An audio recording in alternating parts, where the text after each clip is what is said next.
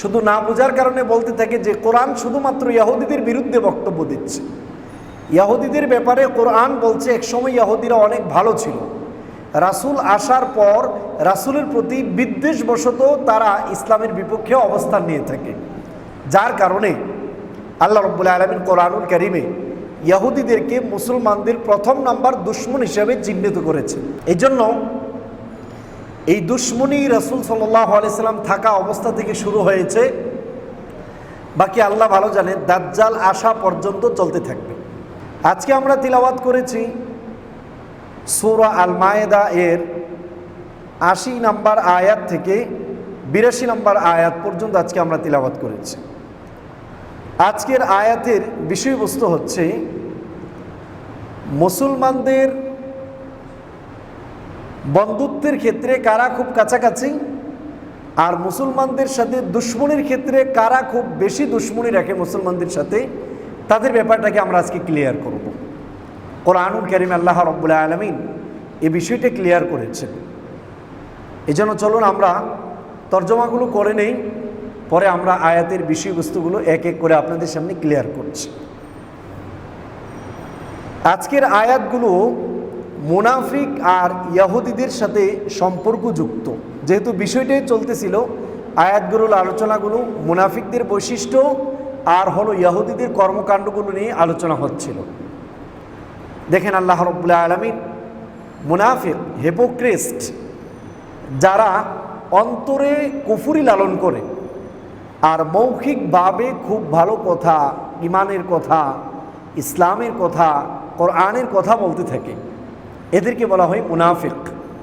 অন্তরে কুফরি লালন করা আর মৌখিকভাবে শুধুমাত্র ভালো কর্ম, ভালো কাজ ফ্লাশ করা, এদের ব্যাপারে আল্লাহ রাব্বুল আলামিন বলছেন এদেরকে চিনবেন কিভাবে। আল্লাহ রাব্বুল আলামিন বলছেন তারা কাসীরাম মিনহুম ইয়াতাওয়াল্লাউনা আল্লাযীনা কাফারু লাবিসা মা কদ্দামাত লাহুম আনফুসুহুম, তাদের অধিকাংশদেরকে তুমি দেখতে পাবে ইয়াতাওয়াল্লাউনা আল্লাযীনা কাফারু, যারা কাফের কুফরি করে তাদেরকে তারা তাদের বন্ধু বানাচ্ছে। মুনাফিকদের চিনার একটা বড় আলামত হলো তারা বেশিরভাগ কাফেরদের সাপোর্টে থাকবে, তারা কাফেরদের কুফরিগুলোকে সাপোর্ট করতে থাকবে, যে কোনো উপায়ে তারা সেগুলোকে সাপোর্ট করবে এবং কাফেরদেরকে তারা তাদের অভিভাবক বানাবে, বন্ধু বানাবে।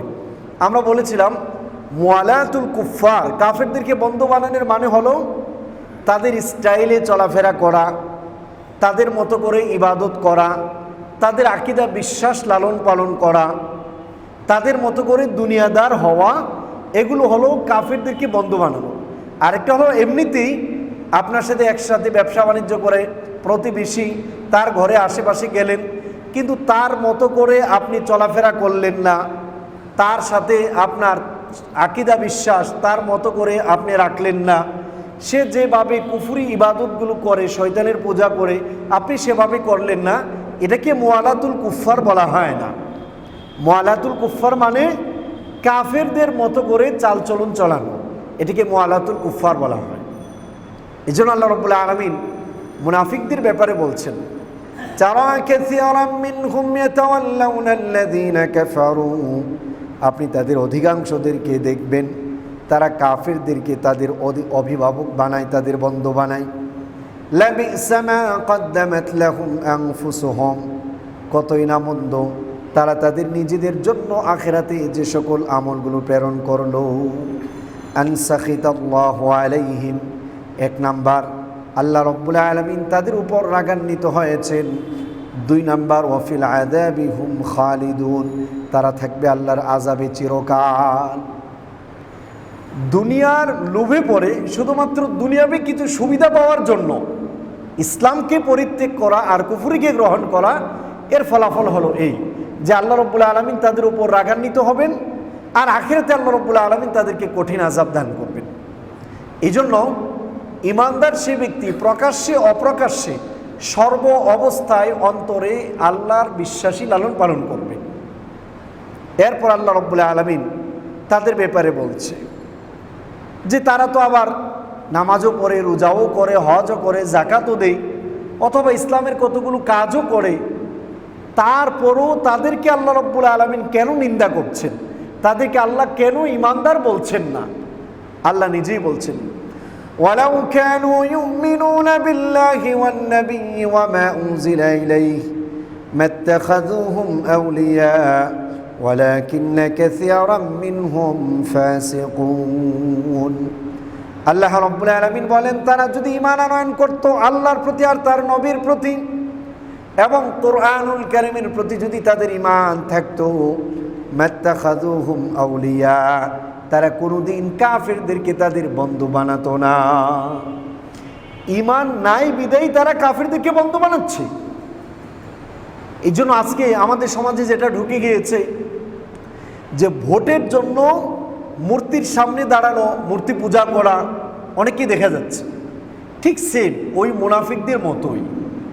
সেই জন্য ঈমানদার আর মুনাফিক এই ডিভাইডেশনটা হবে কারা আল্লাহকে বন্ধু বানায় আর কারা কাফেরকে বন্ধু বানায়। এই জন্য আল্লাহ রাব্বুল আলামিন বলছেন, তারা যদি প্রকৃতপক্ষে আল্লাহকে বিশ্বাস করত আর নবীকে বিশ্বাস করত এবং কোরআনকে যদি বিশ্বাস করত, তাহলে তারা কাফেরদেরকে তাদের বন্ধু বানানোর কথা ছিল না। ওয়ালাকিন্না কাসীরাম মিনহুম ফাসিকুন, কিন্তু তাদের বেশিরভাগ লোকগুলোই খারাপ। এরপর আল্লাহ রাব্বুল আলামিন বলছেন আজকের আমাদের বিষয়ের আলোচনা, যে বিষয় নিয়ে আজকে, লাতাজিদান্না আশাদ্দান নাসি আদাওয়াতান লিল্লাযীনা আমানুল ইয়াহুদ ওয়াল্লাযীনা আশরাকু। আল্লাহ রাব্বুল আলামিন তার রাসূলকে বলছেন, লাতাজিদান্না আশাদ্দান নাসি আদাওয়াতান লিল্লাযীনা আমানু, অবশ্যই আপনি মানুষদের মধ্য থেকে পাবেন ঈমানদারদের বিরুদ্ধে দুশমনীকারী মারাত্মকভাবে। তারা হলো আল ইয়াহুদ, ইহুদিরা। 2 নম্বর ওয়াল্লাযীনা আশরাকু, আর যারা আল্লাহ রাব্বুল আলামিনের সাথে শরীক করে, হিন্দু বৌদ্ধ, এদেরকে পাবেন মুসলিমদের বিরুদ্ধে মারাত্মক ধরনের দুশমনীকারী। কে বলছেন? বলেন, কে বলছেন? বিশ্বাস করেন তো? ভালোভাবে দেখেন কতগুলো জিনিস। আবার বলছে আল্লাহ রাব্বুল আলামিন বলছেন, অবশ্যই আপনি মানুষদের মধ্য থেকে ঈমানদারদের বিরুদ্ধে মারাত্মক দুশমনীকারী হিসাবে পাবেন যারা ইহুদি তাদেরকে, আর যারা মুশরিক আল্লাহ রাব্বুল আলামিনের সাথে শরীক করে, হিন্দু বৌদ্ধ, এদেরকে আপনি পাবেন মুসলিমদের বিরুদ্ধে মারাত্মক ধরনের দুশমনী চক্রান্তকারী। বলছেন কে? আল্লাহ রাব্বুল আলামিন। وَلَتَجِدَنَّ أَقْرَبَهُمْ مَوَدَّةً لِلَّذِينَ آمَنُوا الَّذِينَ قَالُوا إِنَّا نَصَارَى, আর অবশ্যই আপনি পাবেন আপনাদের কাছাকাছি এবং ভালোবাসার দিক দিয়ে নিকটস্থ ঈমানদারদের বন্ধু, লিল্লাযীনা আমানুল্লাযীনা ক্বালু ইন্না নাসারা, যারা নিজেদেরকে নাসারা, খ্রিস্টান বলে পরিচয় দেয়, তাদেরকে পাবেন মুসলমানদের খুব কাছাকাছি। কেন? যালিকা বিআন্না মিনহুম কিসসিসিনা ওয়া রুহবানা ওয়া আন্নাহুম লা ইস্তাকবিরুন। এর কারণ হলো ওই খ্রিস্টানদের মধ্যে রয়েছে বুদ্ধিজীবী, জ্ঞানী, আলেম, ওয়া রুহবানা, আর তাদের মধ্যে আছে অনেক বেশি ইবাদতকারী। ওয়া আন্নাহুম লা ইস্তাকবিরুন, তারা ইবাদত করা আর জ্ঞান অর্জন করার ক্ষেত্রে কোনো অহংকার করে না, যার কারণে তারা সত্যটা গ্রহণ করতে কখনো কোনো দ্বিধাবোধ করে না। এই হলো 82 নম্বর আয়াতের তর্জমা। এই পর্যন্ত। আগামী সপ্তাহে যে তাফসীর করব এটা এই আয়াতের সাথে রিলেটেড, সামনে বলবো ইনশাআল্লাহ। দেখেন 80 নম্বর আয়াতে আল্লাহ রাব্বুল আলামিন আলোচনা করেছেন মুনাফিকদের ব্যাপারে, যে মুনাফিকদের চিনার অন্যতম বড় মাপের আলামত হলো তারা কাফেরদেরকে তাদের বন্ধু বানাবে, কাফেরদের মতো করে চলবে। এই জন্য আমরা অনুরোধ করব আমাদের ফ্যামিলির স্টাইল এটা হবে সুন্নাহ মোতাবেক, নট কালচারাল, যে Bangali culture, Indian culture, European culture, it is non accept. এগুলো অ্যাকসেপ্টেবল নয়, এটা মুসলিমরা গ্রহণ করতে পারে না। মুসলিমরা আগে গ্রহণ করবে হলো আল্লাহ এবং তার রাসূলের দেওয়া আদর্শ। এই জন্য আমার পোশাক আশাক জামা পরিধান করা এই সব কিছু হবে আল্লাহ রসুল সাল্লাল্লাহু আলাইহি সাল্লাম যেভাবে দেখিয়েছে। এই জন্য আজকে বর্তমান সময়ে আমাদের যুবক ভাইয়েরা যারা চুল কাটার স্টাইল নেইমারের মতো করে আমরা কাটি, আবার দেখা যায় যে কোনো নায়ক নায়িকার মতো করে চলাফেরা চালচলন, এই প্রত্যেকটা জিনিসই হলো বর্জনীয়, যেগুলো কোরআন এবং সুন্নাহর বিপরীত। এই জন্য মুনাফিকদের প্রধান বৈশিষ্ট্য হলো তারা কাফেরদেরকে বন্ধু বানাবে। এদেরকে চিনার উপায় কি? তারা মুসলিম হলেও যদি তারা আল্লাহ এবং তার রাসূলের প্রতি আর কোরআনের প্রতি ঈমান আনয়ন করতই, তাহলে তারা কখনোই কোনো কাফেরদেরকে তাদের অভিভাবক বানাতো না। সেই জন্য আমরা যে বারবার বলি যে আমাদের দেশটা ইউরোপের মতো হওয়া দরকার, আমাদের দেশটা অমুকের মতো হওয়া দরকার, আমাদের মুখে উচ্চারণ করা উচিত আমাদের নিরাপত্তা চালচলন, আমাদের দেশ সব কিছুর ক্ষেত্রে আল্লাহ এবং তার রাসূল যেভাবে দেখিয়েছেন সেভাবে হওয়া দরকার। ঠিক না ভাই? ঠিক, এটা হওয়া দরকার আমাদের কথা। কিন্তু আমরা হয়তো ইউরোপে কতটুকু শান্তি পেয়েছেন, হয়তো একটু রাস্তাঘাট ভালো, মানুষগুলো একটু সুন্দর, অর্থ সম্পত্তির হয়তো স্বল্প একটু নিরাপত্তা পাচ্ছেন, সব ক্ষেত্রে যে শান্তি তা তো নয়। এই জন্য আমাদের কথা হবে আমাদের দেশটার জন্য আল্লাহ এবং তার রাসূল যেভাবে বলেছেন, কোরআন এবং সুন্নাহয় নিরাপত্তার কথা যেভাবে আল্লাহ দেখিয়েছেন, সেভাবে যেন আমাদের দেশটা সুন্দর হয়, এটা আমাদের বলা উচিত। এরপর চলুন আজকে আমাদের আলোচনার বিষয় বললাম, ঈমানদারদের সবচাইতে কাছাকাছি বন্ধু কারা আর ঈমানদারদের সবচেয়ে মারাত্মক দুশমন কারা? বন্ধু হলো এক দল আর দুশমন হলো দুই দল। দুশমন কয় দল? দুই দল। এক দল হলো ইহুদি, দুই নম্বর দল হলো মুশরিক, যারা আল্লাহর সাথে শরিক করে, মূর্তি পূজা করে, এদেরকে বলা হয় মুশরিক। এই জন্য রাষ্ট্রীয়ভাবে বলেন আর ব্যক্তিগতভাবে বলেন, কোনো মূর্তি পূজক মুসলিমদের কখনো কল্যাণ চায় না।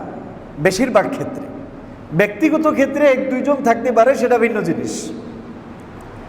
ঠিক ইহুদিদের বেলায়ও অনেকেই কোরআনুল কারীমের ব্যাপারে একটা বিরূপ মন্তব্য করে যে কোরআন সবচেয়ে বেশি ইহুদি বিরোধী বক্তব্য দিয়েছে।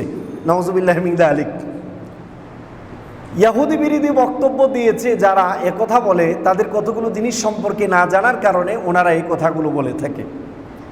এর আগে আমরা দেখে নেই, রাসূল সাল্লাল্লাহু আলাইহি ওয়াসাল্লাম যখন মদিনায় গেলেন, মদিনায় যাওয়ার পর তিনি সেই জায়গার প্রত্যেকটা গোত্রের সাথে তিনি কতগুলো চুক্তি করেছিলেন। শুধুমাত্র মদিনার নিরাপত্তার স্বার্থে আল্লাহর নবী ওই চুক্তিগুলো করেছিলেন। এর মধ্য থেকে উল্লেখযোগ্য চুক্তি হয়েছিল আপনার ইহুদিদের সাথে। তাদের সাথে কতগুলো চুক্তি হয়েছিল, যেই চুক্তিগুলো মুসলমানদের সাথে সম্পাদিত হয়।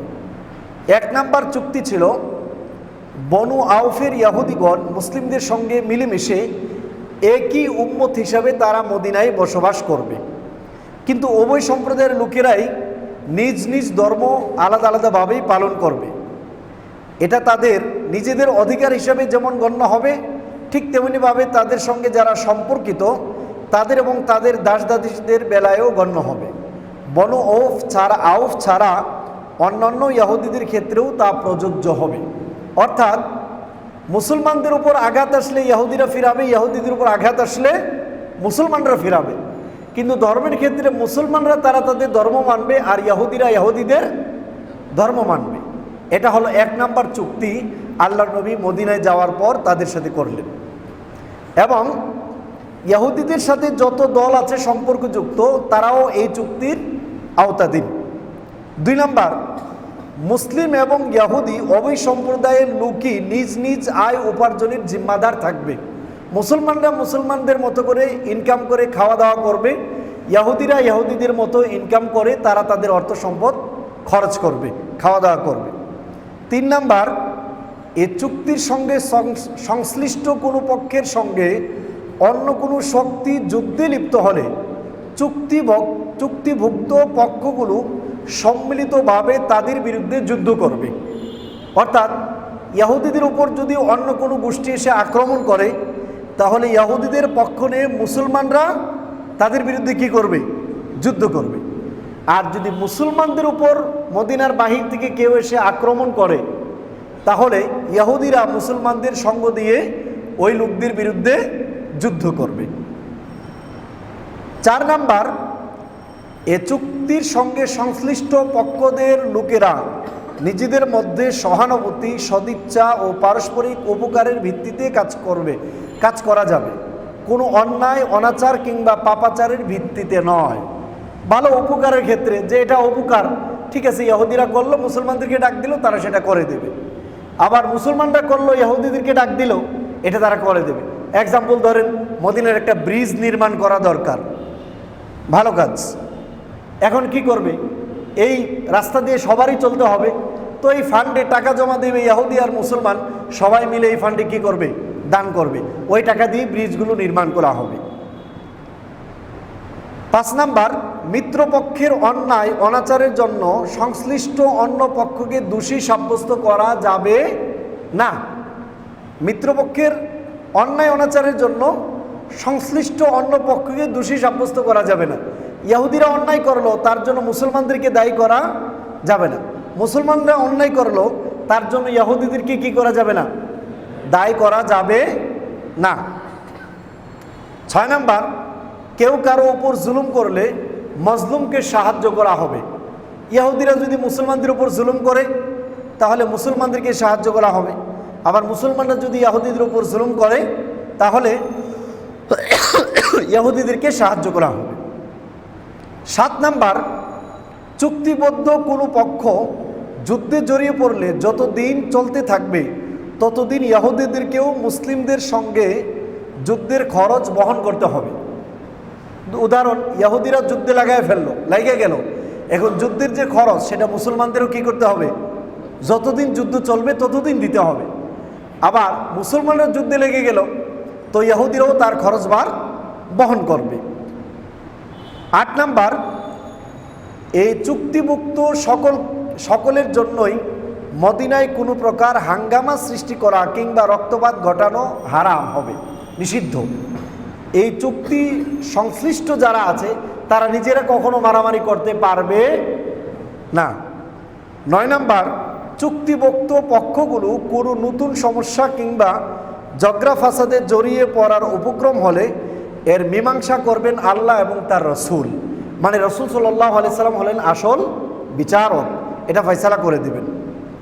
10 নাম্বার, কুরাইশ এবং তাদের সহায়তাকারীদের আশ্রয় দেওয়া চলবে না। যারা কুরাইশ এবং কুরাইশদেরকে যারা সহযোগিতা করে মুসলমানদের বিরুদ্ধে, তাদেরকে মদিনায় কোনো ধরনের আশ্রয় দেওয়া যাবে না। 11 নাম্বার, মদিনার উপর কেউ হামলা চালালে সম্মিলিতভাবে তাদের বিরুদ্ধে যুদ্ধ করতে এবং নিজ নিজ অঞ্চলে থেকে তা প্রতিহত করতে হবে। ইহুদিদের উপর আক্রমণ করলেও মুসলমানরা প্রতিহত করবে, মুসলমানদের উপর আক্রমণ করলেও ইহুদিরা কি করবে? প্রতিহত করবে। এই হলো চুক্তি তাদের সাথে। 12 নাম্বার, কোনো অন্যায়কারী কিংবা পাপীর জন্য এ চুক্তি সহায়ক হবে। অন্যায়কারী তো অন্যায়কারী, এটা ভালো মানুষের জন্য হবে। এই ছিল চুক্তিগুলো। এই চুক্তি সম্পাদনের পর চুক্তি ভাঙলে এর বিচার আচার আলাদা আছে, কারণ কেউ চুক্তি ভাঙা এটা খুব মারাত্মক ধরনের জিনিস। যেহেতু মদিনায় থাকার পর ইহুদিরা চুক্তি ভেঙেছিল, এই জন্য রাসূল সাল্লাল্লাহু আলাইহি সাল্লাম ইহুদিদেরকে মদিনা থেকে বিতাড়িত করেছিলেন। এই জন্য অনেকে আয়াত পড়ে শুধু না বোঝার কারণে বলতে থাকে যে কোরআন শুধুমাত্র ইহুদিদের বিরুদ্ধে বক্তব্য দিচ্ছে। ইহুদিদের ব্যাপারে কোরআন বলছে একসময় ইহুদিরা অনেক ভালো ছিল, রাসূল আসার পর রাসূলের প্রতি বিদ্বেষবশত তারা ইসলামের বিপক্ষে অবস্থান নিয়ে থাকে, যার কারণে আল্লাহ রাব্বুল আলামিন কোরআনুল কারীমে ইহুদিদেরকে মুসলমানদের প্রথম নাম্বার দুশমন হিসেবে চিহ্নিত করেছে। এই জন্য এই দুশমনী রাসূল সাল্লাল্লাহু আলাইহি সাল্লাম থাকা অবস্থা থেকে শুরু হয়েছে, বাকি আল্লাহ ভালো জানে দাজ্জাল আসা পর্যন্ত চলতে থাকবে। আমরা আগে সূরা বাকারাতে আলোচনা করেছিলাম যে ইহুদিরা অনেক নবীদেরকে হত্যা করেছিল। তারপর ইহুদিদেরকে যখন মুসা আলাইহিস সালাতু ওয়াস সালাম ফেরাউনের কবল থেকে মুক্তি দেওয়ার জন্য সাগরের পাড়ে নিয়ে গেলেন, তখন ওই লোকরা মুসা আলাইহিস সালামকে বলতে লাগলো, মুসা তুমি আমাদেরকে কোথায় নিয়ে আসলা? আমরা ফেরাউনের গোলাম ছিলাম, এটাই ভালো ছিল, আমাদেরকে মারার জন্য এখানে নিয়ে এসেছো। তখন হযরত মুসা আলাইহিস সালাতু ওয়াস সালাম বলেন, আল্লাহ আমাকে এই পর্যন্ত আদেশ দিয়েছেন। লাঠির আঘাত করলেন, তারপর নীল দরিয়া পার হলেন। পার হওয়ার পর তারা যখন দেখলো একদল লোক গু-বৎসের পূজা করছে, তখন তারা মুসা আলাইহিস সালাতু ওয়াস সালামকে বললেন যে এদের যেমন একজন ইলাহ বানিয়ে তারা ইবাদত করছে, আমাদের জন্য এমন একজন ইলাহ বানিয়ে দাও যাতে করে আমরা তার ইবাদত করতে পারি। নাউজুবিল্লাহি মিন যালিক। চিন্তা করেন, আল্লাহ তাদেরকে কত বড় বিপদ থেকে নীল দরিয়ার মাধ্যমে মুক্তি দান করলো, আর তারা কি আবেদনগুলো করলো। রাসূল সাল্লাল্লাহু আলাইহি সাল্লামকে হত্যার ব্যাপারে সবচেয়ে বেশি চেষ্টা করেছে ইহুদিরা। আমরা একটা আলোচনা করেছিলাম যে আল্লাহ রাসূল সাল্লাল্লাহু আলাইহি সাল্লামের উপর কয়বার হত্যার জন্য আক্রমণ হয়েছিল, ইউটিউবে আলোচনাটা রয়েছে। এর মধ্যে ইহুদিরা সবচেয়ে বেশি আক্রমণ করেছে। এর মধ্যে এক মহিলা আল্লাহ রাসূলকে হত্যা করার জন্য জাদু করেছিল এবং গোশতের ভিতর বিষ মিশ্রণ করে আল্লাহ নবীকে খাওয়াইছিল। এই সবগুলো ছিল ইহুদিদের মাধ্যমে। বর্তমান সময়েও আমরা দেখতে পাই যে বেশিরভাগ ইহুদিরা মুসলিমদের খুব মারাত্মক দুশমন। এই জন্য ফিলিস্তিন আর ইসরায়েলের যুদ্ধে বোঝা যায় তার কতগুলো ভয়ানক অবস্থা। মুসলিমরা ইসরায়েলের কোনো শিশুকে হত্যা করে না, তাদের উপর আঘাতও করে না, আর অন্য দিক দিয়ে ইসরায়েলেরা শুধুমাত্র মুসলিম শিশুদেরকে মা বাবাদের সামনে হত্যা করে। অন্যদিক দিয়ে মুসলিমরা কোনো ইসরায়েলিকে তাদের সন্তানের সামনে হত্যা করে না, কিন্তু ইসরায়েলিরা মুসলিমদের সন্তানের সামনে তাদের বাবা মাকে তাদের মাকে দর্শন করা, হত্যা করা, এটা তাদের ইজি ব্যাপার। এই জন্য কুরআনুল কারীমে যদিও বলা হয়েছে রাসূলের সময়ের কথা, লাতাজিদান্না আশাদ্দান নাসি আদাওয়াতাল লিল্লাযিনা আমানু, ইমানদারদের বিপরীত আপনি ইমানদারদের সবচেয়ে ভয়ানক দুশমন হিসাবে পাবেন ইহুদিদেরকে। 2 নাম্বার হলো ওয়াল্লাযিনা আশরাকু, আর যারা মুশরিক তাদেরকে। এই আয়াতের শানে নুজুল হলো, কেউ কেউ বলেছেন এই আয়াতের শানে নুজুল হলো রাসূল সাল্লাল্লাহু আলাইহি ওয়াসাল্লাম যখন মক্কা থেকে হাবশাতে কতজন সাহাবায়ে কেরামকে পাঠালেন হিজরত করার জন্য, সে জায়গায় যাওয়ার পর, হাবশাতে যাওয়ার পর নাজ্জাশী বাদশা ছিল একটু ভালো মানুষ, সে জ্ঞানী একজন ব্যক্তি ছিল। তো মক্কাতে মুসলিম হওয়ার সাথে সাথেই তাদের উপর প্রচুর পরিমাণ টর্চার হতো, তাদেরকে হত্যা করা হতো, তাদেরকে আগুন দিয়ে ছেঁকা দেওয়া হতো, তাদের কাউকে সারা দিন রোদের উপর বেঁধে রেখে দেওয়া হতো। এই কষ্টগুলো দেখার পর আল্লাহ রাসূল সাল্লাল্লাহু আলাইহি সাল্লাম তাদেরকে বললেন, তোমরা যারা পারো, শক্তি সামর্থ্য আছে, এই মক্কা ছেড়ে ইথিওপিয়ায় চলে যাও। আপনার এটাকে বলা হয় হাবশা, বর্তমান যে দেশটাকে বলা হয় ইথিওপিয়া, ওই হাবশায় চলে যাও। হাবশার তখন যিনি বাদশাহ তার নাম হলো নাজ্জাশী। ওনারা ইথিওপিয়ায় চলে যাওয়ার পর মক্কা থেকে কতগুলো লোক সেখানে গেল বাদশার জন্য উপঢৌকন নিয়ে। গিয়ে বাদশাকে বলল, আমাদের দেশে কতগুলো লোক গন্ডগোল লাগিয়ে আমাদের দেশ থেকে ওই জঙ্গিগুলো এখন আপনার দেশে আশ্রয় নিয়েছে, আপনি অনেক মহৎ মানুষ, ভালো মানুষ, আপনি ওই লোকগুলোকে আমাদের কাছে ফিরিয়ে দেন, আমরা তাদেরকে আমাদের দেশে নিয়ে যাব। তো বাদশাহ তদন্ত ছাড়া দিতে রাজি হন নাই। উনি বললেন, আমরা মুসলমানদের সাথে কথা বলিনি। সব মুসলমানদেরকে ডাক দিলেন, বললেন তোমাদের একজন যার সাথে আমি কথা বলবো। সবাই সামনে বাড়িয়ে দিল হযরত জাফর বিন আবি তালিব রাদিয়াল্লাহু তাআলা আনহুকে। জাফর বিন আবি তালিব রাদিয়াল্লাহু তাআলা আনহু সামনে আসলেন। আসার পর বাদশাহ তাকে জিজ্ঞেস করলেন, তার বাদশার দরবারে তখন অন্যান্য পাশ দিয়ে পাদ্রীরা, অনেক বড় বড় যারা পাদ্রী, তাদের ধর্মের জ্ঞান রাখে, তারা বসা। বাদশাহ জিজ্ঞেস করলেন, জাফর তোমরা এখানে কেন এসেছো? জাফর বিন আবি তালিব রাদিয়াল্লাহু তাআলা আনহু তখন বললেন, আমরা আগে মদ খেতাম, শূকরের গোশত খেতাম, আত্মীয়তার সম্পর্ক বিচ্ছিন্ন করতাম, যুগ যুগ ধরে এক গোষ্ঠী আরেক গোষ্ঠীর বিরুদ্ধে যুদ্ধ করতাম, আমরা মূর্তির পূজা করতাম। কিছুদিন পর হঠাৎ করে আমাদের ভেতর একজন নবী আসলেন, যার নাম হলো মুহাম্মদ। ইনি আমাদেরকে এসে বললেন, তোমরা তোমাদের আত্মীয়তার সম্পর্ক বজায় রাখো, যুদ্ধ করা বন্ধ করো, মূর্তি পূজা বন্ধ করো, তোমরা এক আল্লাহর ইবাদত করো, তোমরা হারাম খাওয়া বাদ দাও, হালাল খাও। এই কথাগুলো উনি আমাদেরকে বললেন আর জানালেন, আমরা যদি তার কথা মতো চলি আমরা জান্নাতে যাব, আর আমরা যদি তার কথা মতো না চলি তাহলে জাহান্নামে যাব। আমরা আমাদের পশুত্বকে কোরবান করে আমরা ইসলাম কবুল করলাম। আমরা ইসলাম কবুল করে এক আল্লাহর ইবাদত করা শুরু করলাম। আমরা মদ খাওয়া বাদ দিলাম, আত্মীয়তার সম্পর্ক ছিন্ন করা বাদ দিলাম, সম্পর্ক জোড়ার চেষ্টা করলাম। এই কাজগুলো আমরা করার সাথে সাথেই আমাদের সমাজের লোকরা আমাদের উপর চটে বসলো, আমাদেরকে আক্রমণ করলো। আমরা তাদের অত্যাচার সহ্য করতে না পেরে বাদশাহ মহোদয়, আমরা আপনার দেশে আশ্রয় নিয়েছি, কারণ আমরা জানি আপনি একজন নিরাপত্তা দানকারী, সেই জন্য আমরা আপনাদের এখানে আশ্রয় নিয়েছি। তখন ওই মজলিসে বাদশাহ তাদেরকে বলল, তোমাদের নবীর উপর আল্লাহর পক্ষ থেকে কি কিতাব নাজিল হয় তা আমাকে একটু তিলাওয়াত করে শোনাও। জাফর বিন আবি তালিব রাদিয়াল্লাহু তাআলা আনহু তখন কোরআনুল কারীমের সূরা আল মারিয়াম তিলাওয়াত করা শুরু করলেন, যে সূরার ভেতর খ্রিস্টানরা যাকে আল্লাহ মনে করে, মানে আল্লাহর পুত্র মনে করে, হযরত ঈসা আলাইহিস সালাতু ওয়াস সালাম এবং হযরত ঈসা আলাইহিস সালাতু ওয়াস সালামের আম্মা মারিয়াম আলাইহাস সালাতু ওয়াস সালাম, এর ব্যাপারে রিয়েল ঘটনাগুলো তুলে ধরা হয়েছে। এই আয়াতগুলো তিলাওয়াত করার সাথে সাথেই বাদশার চোখ দিয়ে পানি ঝরে পড়তে লাগলো, পাদ্রীরাও কাঁদতে লাগলো।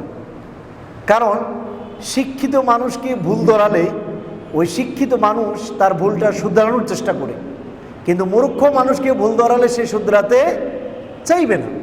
তারা তো জানতো। এই আয়াতগুলো শোনার সাথে সাথেই আসলামু, ওই বাদশাহ এবং তার মজলিসের যারা ছিল সবাই ইসলাম কবুল করেছিল। এই জন্য আল্লাহ রাব্বুল আলামিন ওই হাবশার যে দল আছে তাদের ব্যাপারেই বলেছেন যে তারা নিজেদেরকে নাসারা বলে পরিচয় দেওয়ার পরেও তারা যখন সত্য জানতে পেরেছে তারা তখন ঈমান আনয়ন করেছে। এই জন্য মুসলমানরা তাদের কাছাকাছি পাবে ঈমানদার নাসারাদেরকে, যারা পরবর্তীতে ইসলাম গ্রহণ করেছে তাদেরকে। আর বর্তমান সময়ে আমরা দেখতে পাচ্ছি সারা ওয়ার্ল্ড ব্যাপী খ্রিস্টানরা ইসলাম বেশি গ্রহণ করছে, ইহুদিদের সংখ্যা খুবই কম, তুলনামূলক একেবারে কম। এই জন্য বাস্তবতার সাথে এটা মিলে যায়।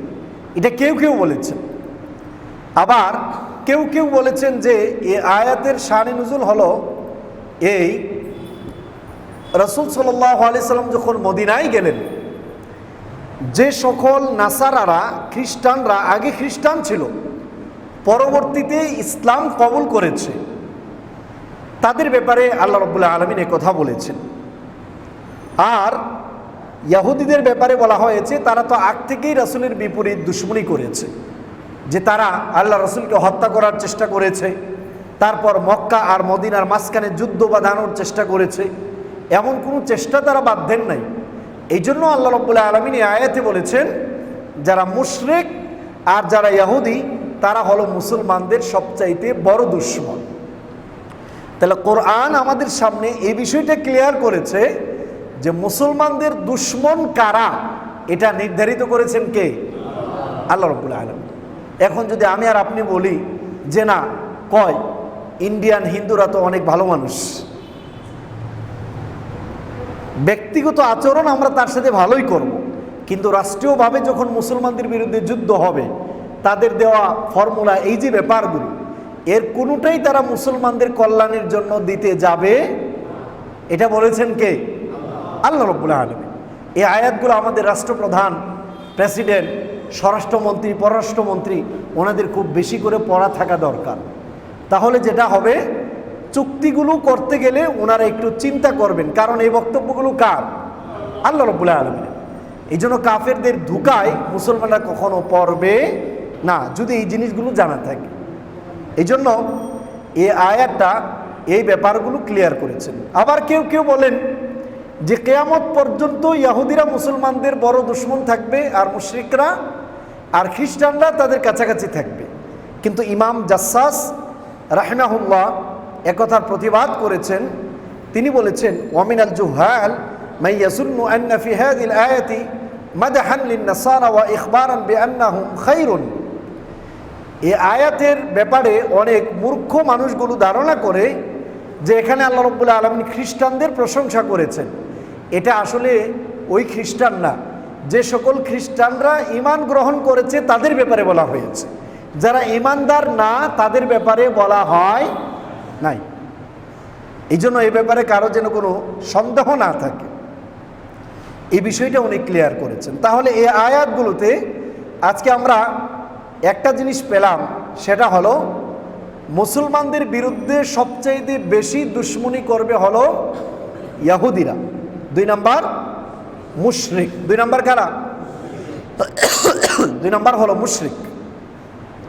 এই জন্য আপনার এই মুসলিমদের ভেতর যে ঝগড়াঝাটিগুলো লাগিয়েছে ইহুদিরা, বর্তমান সময়েও প্রত্যেকটা রাষ্ট্রের রাষ্ট্রপ্রধানদেরকে তারা আলাদা আলাদা করে ভাগ ভাগ করে রেখেছে, যেন মুসলমানরা ইউনিটি বাঁধতে না পারে, ঐক্যবদ্ধ না হতে পারে। সেই জন্য তারা এখনো পর্যন্ত কাজ করে যাচ্ছে। এই জন্য এই মন্ত্রগুলো আমাদের ক্লিয়ার থাকা দরকার যে আল্লাহ যাদেরকে আমাদের দুশমন বলেছেন তাদেরকে আমাদের দুশমন হিসাবে চিনতে হবে। আল্লাহ যাদেরকে আমাদের বন্ধু বলেছেন তাদেরকে বন্ধু বলে আমাদের চিনতে হবে। এ ব্যাপারগুলো ক্লিয়ার। এই আয়াত থেকে আরও কতগুলো জিনিস উঠানো যায়। এটা হলো, খ্রিস্টানদের ব্যাপারে বলা হয়েছে যে তাদের মধ্যে আছে কিসসিসিন, মানে হলো বুদ্ধিমান, জ্ঞানী, যাদের অনেক বেশি জ্ঞান আছে। ওয়া রুহবান, এবং তাদের মধ্যে আছে ইবাদতকারী, যারা নিরহংকারভাবে ইবাদত করে আল্লাহকে পেতে চায়। এরা ভুল পথে থাকলেও সঠিক পথ পেলে তারা সেটা গ্রহণ করে ফেলে। এই জন্য জ্ঞানের ক্ষেত্রে নিরহংকারী হওয়া চাই। যে ব্যক্তি জ্ঞান অর্জন করলো আবার অহংকার থাকলো, এই ব্যক্তি কখনো হিদায়েত পাবে না। আর যে ব্যক্তি জ্ঞান অর্জন করলো কিন্তু অহংকার নাই, সত্য পেলেই সে গ্রহণ করবে, এই লোকটা হিদায়েত অবশ্যই পাবে। এই জন্য আমরাও খেয়াল করব, আমরা জ্ঞান অর্জন করব কিন্তু অহংকার করব। তারপর পরস্পরের সাথে ইলমের শেয়ার করব কিন্তু তর্ক করব না। এই বিষয়গুলো আমাদের খুব ভালোভাবে খেয়াল করা লাগবে। এই জন্য রাসূল সাল্লাল্লাহু আলাইহি সাল্লাম বলেছেন, মিশকাত আল মাসাবির কিতাবুল ইলম মধ্যের হাদিস, যে ব্যক্তি ইলম অর্জন করলো এই জন্য যে সাধারণ মানুষকে তার দিকে ফেরানোর জন্য অথবা অন্য কোনো আলেমের সাথে তর্ক করার জন্য, সে ব্যক্তি জান্নাতে যাবে তো দূরের কথা, জান্নাতের ঘ্রাণও পাবে না। তাহলে চিন্তা করেন জ্ঞান অর্জনটা কতটা নিরেট আল্লাহর জন্য করতে হয়। এই জন্য আমরা সব সময় নিরেটভাবে জ্ঞান অর্জন করব, অহংকারী হব না। আমরা শিক্ষা অর্জন করব বাট তর্ক করতে যাব না, বরং সত্যটা নিজে মানব, অন্যের সামনে সে জিনিসগুলো ফ্ল্যাশ করার যথাসাধ্য চেষ্টা করব। এই ছিল আজকের আয়াতের বিষয়বস্তুগুলো। আয়াতের বিষয়বস্তুগুলো ক্লিয়ার নাকি আনক্লিয়ার? বুঝছেন তো? আলহামদুলিল্লাহ। আল্লাহ রাব্বুল আলামিন আমাদের সকলকেই, আল্লাহ যাদেরকে দুশমন হিসেবে চিহ্নিত করেছেন তাদেরকে দুশমন হিসেবে চিহ্নিত করে রাখার তৌফিক দান করুন। আল্লাহ যাদেরকে বন্ধু হিসেবে চিহ্নিত করেছেন তাদেরকে বন্ধু হিসেবে চিহ্নিত করার তৌফিক দান করুন। সুবহানাকাল্লাহুম্মা ওয়া বিহামদিকা আশহাদু আল্লা ইলাহা ইল্লা আনতা আস্তাগফিরুকা ওয়া আতুবু ইলাইক।